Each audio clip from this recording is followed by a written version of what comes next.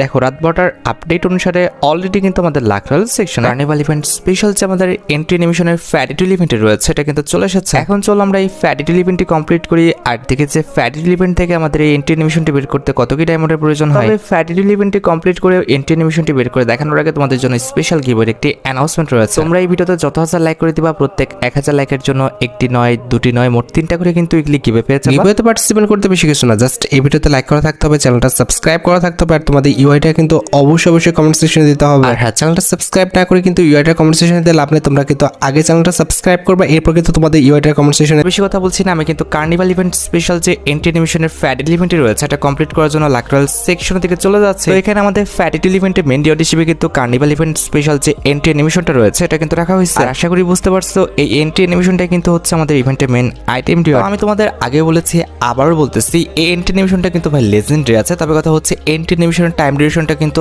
অনেকটাই শর্ট, একটু long entry animation হলে আমার কাছে ভালো লাগে। এবার কথা হচ্ছে সবাইকে যে ভাই আমার সাথে একমত হতে হবে বিষয়টা এমন না, তোমাদের কিন্তু ধারণা কিংবা মতামত কিন্তু ভিন্ন হতেই পারে। আর এন্ট্রি অ্যানিমেশনটি ছাড়া কিন্তু ফ্যাডিটুল ইভেন্টে আমাদের তেমন কোনো ভালো আইটেম রেট নেই কিংবা এগুলো দেখার কিন্তু আমাদের প্রয়োজনও নাই। এখন ফ্যাডিটুল ইভেন্টে আমাদের স্পিনটা স্টার্ট করতে হলে আমাদের যে কোনো দুইটা আইটেম রেট কিন্তু বাদ দিয়ে দিতে হবে। আমি যেটা করবো ফ্যাডিটুল ইভেন্টের এই যে দুইটা আইটেম রেট রয়েছে এই দুইটি আইটেম রেট কিন্তু আমরা রিমুভ করে দেবো। দ্যাটস ওয়াই কিন্তু এই দুইটি আইটেম রেট কিন্তু সিলেক্ট করে নিলাম। কনফার্ম বাটনে ক্লিক করে আবার কনফার্ম বাটনে ক্লিক করলে কিন্তু ফ্যাডিটুল ইভেন্ট থেকে আমাদের এই দুইটা আইটেম রেট বাদ হয়ে যাবে। অলরাইট, এবার কিন্তু আমাদের ফ্যাডিটুল ইভেন্টে কিন্তু স্পিন পেজটি কিন্তু স্টার্ট হয়ে গেছে। আচ্ছা, এবার কথা হচ্ছে আমাদের ফার্স্ট স্পিনটা কিন্তু হচ্ছে 9 ডায়মন্ডের। এখন র্যান্ডমলি কিন্তু স্পিন চলতে থাকবে আর তোমরা কিন্তু আমার কিছু কথা শুনবা।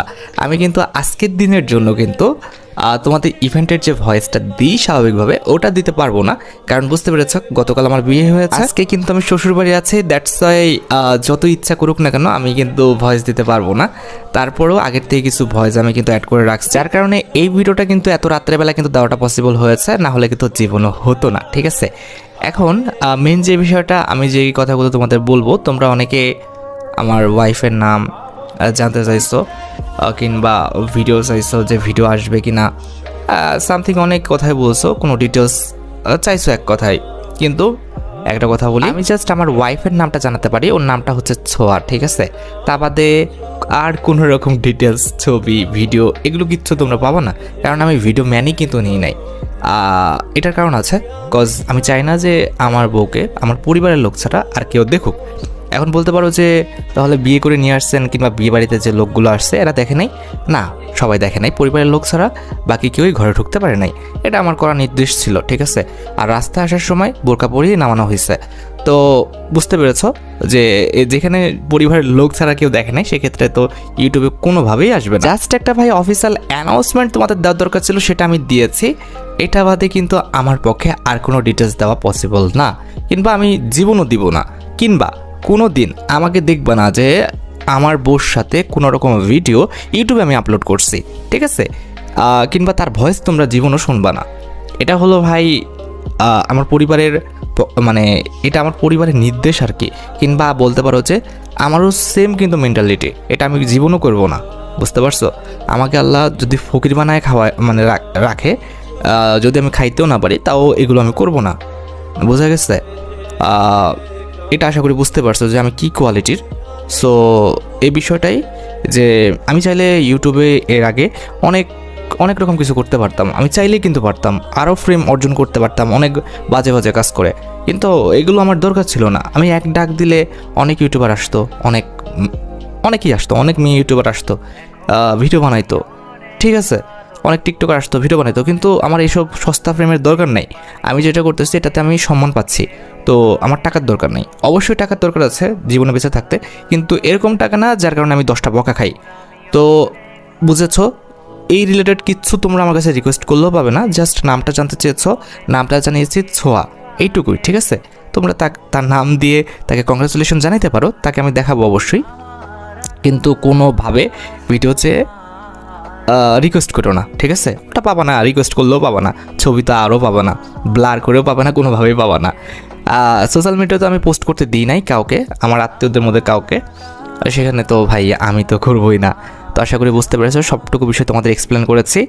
আর স্পিনটা তো অলরেডি ভাই শেষ দেখতে পারতেছো, ভিডিওটা আমাদের শেষ মুহূর্তে। এখন কথা হচ্ছে আজকের ভিডিওটা একদম অন্যরকম ছিল, আজকে ভিডিওটা আসতোই না, তারপর আমি আগের থেকে ভয়েস কভার করে রেখেছি, যার কারণে কিন্তু আসলো। কারণ আমি চাই না যে আমার ইউটিউব ক্যারিয়ার নষ্ট হোক। আমি দুটোই ধরে রাখবো, আমার পার্সোনাল ক্যারিয়ারও আমি ধরে রাখবো, আমার ইউটিউব ক্যারিয়ারও আমি ধরে রাখবো। যেরকমই হোক ভিডিও দেওয়াটা হচ্ছে মেন। এখন তোমরা বুঝতে পারতেছো, আমিও বুঝতে পারতেছি যে আজকে ভিডিও দেওয়াটা পসিবল না, কাল না হলে পরশু থেকে আবার শুরু করব। কিন্তু কথা হচ্ছে আমি যদি বাদ দিয়ে দিই তাহলে তো সমস্যা হয়ে যাবে। যেমনই হোক আমি কন্টিনিউ করেছি, আশা করি তোমরা সাপোর্ট দেখাবা, তোমরা লাইক কমেন্ট থেকে বিরত থাকবে না। আজকে ভিডিওটা একটু ম্যানেজ করে নাও, আর যদি কোনো টিপস বা লাগে আর কি বিয়ের ক্ষেত্রে, সেক্ষেত্রে আমরা বললো পরবর্তী কোনো ভিডিওতে অবশ্যই জানাবো। তবে হ্যাঁ, অবশ্যই তোমরা যারা সামনে বিয়ে করতে যাচ্ছ কিংবা বিয়ে করবা, তোমরা কিন্তু তোমার বাবা মার উপরে নির্ভর থাকবে না সব বিষয়ে, নিজেরা অনেক কিছু কিন্তু ঠিক করে নিবা। যেটা বড়রা পারে না আমরা কিন্তু অনেকটাই করতে পারবো, ঠিক আছে, যদি তুমি চেষ্টা করো। তো আশা করি এই কথাটার মর্মটা তারাই বুঝবে যারা অলরেডি বিয়ে করতে যে ঝামেলার সম্মুখীন হয়েছে। ঝামেলার সম্মুখীন না হতে হলে অবশ্যই কিন্তু নিজেরা মানে তোমার ওয়াইফ আর তুমি আগের থেকে কথা বলে দুই ফ্যামিলিকে ঠিক করে রাখবা, সব রকম বিষয় কিন্তু একদম খোলাসা করে রাখবো। তো যাই হোক, আশা করি তোমরা ভিডিও দেখে উপকৃত হচ্ছ। তাই যদি হয় অবশ্যই কিন্তু ভিডিওতে একটি লাইক করে দিও। চ্যানেলটা সাবস্ক্রাইব না করা থাকলে কিন্তু অবশ্যই চ্যানেলটা সাবস্ক্রাইব করে ফেলো। তোমরা যারা এখনো গিভওয়েতে পার্টিসিপেট করনি অবশ্যই কিন্তু গিভওয়েতে পার্টিসিপেট করে ফেলো। আজকের মতো ভিডিও এই পর্যন্ত, দেখা হবে অন্য কোনো ভিডিওতে। আল্লাহ হাফেজ।